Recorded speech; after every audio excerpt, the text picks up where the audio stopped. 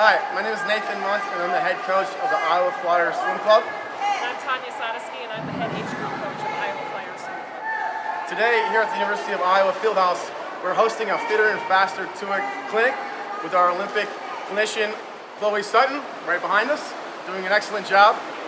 But we wanted to give you a little bit of history here about the University of Iowa Fieldhouse pool, which was built in 1927. And in 1927, when it was completed, this was considered one of the largest pools in the world. So, and along with that, it was also, as we call it, the home of the butterfly.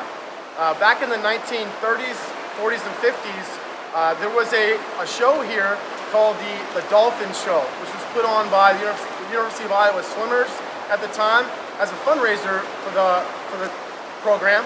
And at the time, there were several different acts that made up this variety show, if you will, aquatic in nature.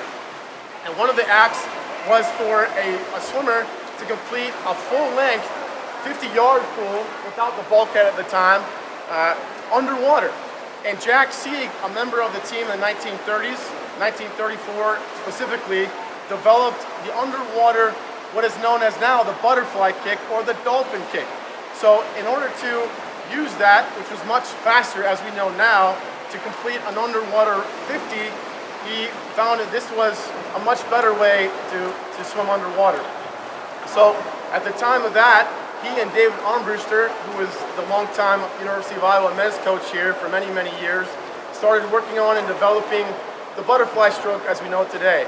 So these men, both of them are credited with the invention or the development of the butterfly stroke, hence the home of the butterfly.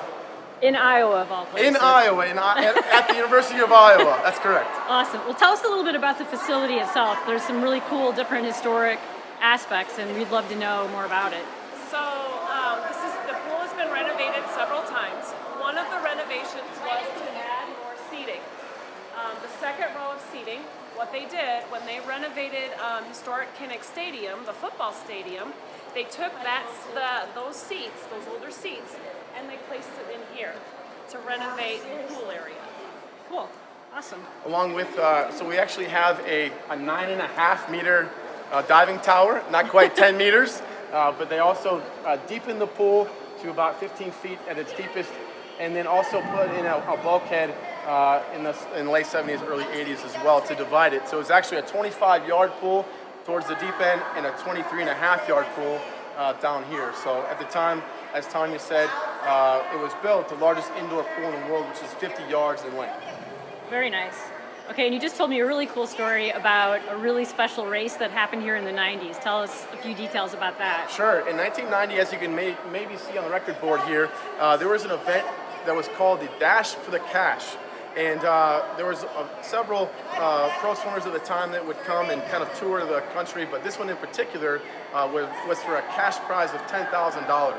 And it was eventually whittled down to two competitors, two Olympians by the name of Tom Jager and Matt Biondi. And they had the Dash for the Cash, and Tom ended up setting the pool record, which also stood as the American record for some time at 19.12 seconds. So that's so cool.